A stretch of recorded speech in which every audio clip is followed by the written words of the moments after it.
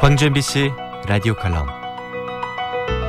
라디오 칼럼은 여러 전문가들의 의견을 통해 한국 사회의 방향과 광주 전남의 미래 비전을 찾는 시간입니다.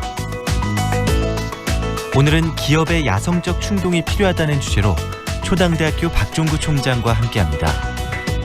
우리 경제가 심각한 대내외적 위기에 직면해 있습니다. 일본은 불화수소 등 반도체 핵심 소재 수출 규제 조치로 우리를 압박하고 있습니다.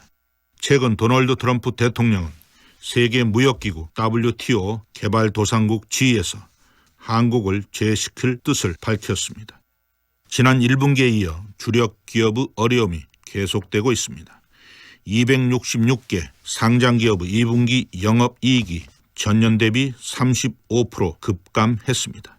삼성전자 마이너스 56%, 하이닉스 마이너스 88%, 포스코 마이너스 15%, LG전자 마이너스 15% 등 간판기업의 수익성이 크게 곤두박질 쳤습니다.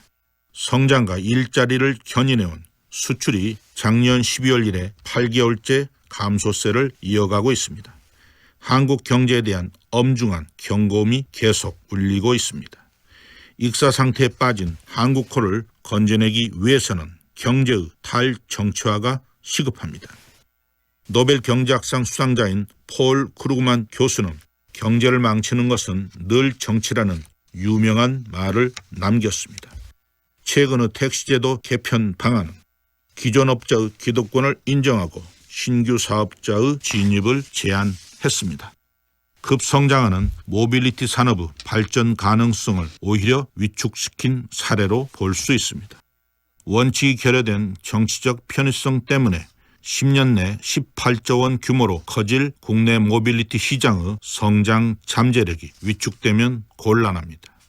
규제개혁이야말로 저성장 시대의 한국 경제를 살릴 신성장 동인입니다.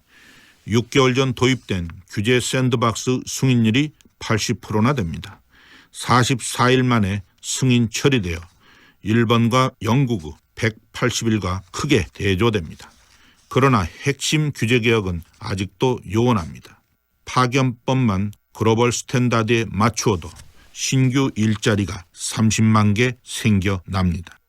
98년 제정된 파견법은 경제여건 변화에도 불구하고 제조업을 비롯한 대부분 업종에서 파견을 금하고 있습니다. 주 52시간제를 보다 유연하게 손질해야 합니다. 3개월 탄력근무 허용으로 연구개발, 조선, 방송, 영화 제작 등이 큰 타격을 받고 있습니다. 투자은행 골드만삭스에 의하면 52시간 근무제 실시로 연 9조 원의 인건비가 추가되고 성장률이 0.3%포인트 감소한다고 합니다.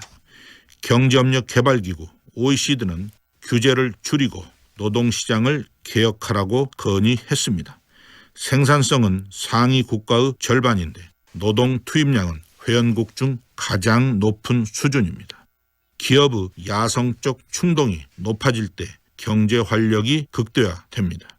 친시장, 친기업 정책이 야성적 충동을 견인합니다.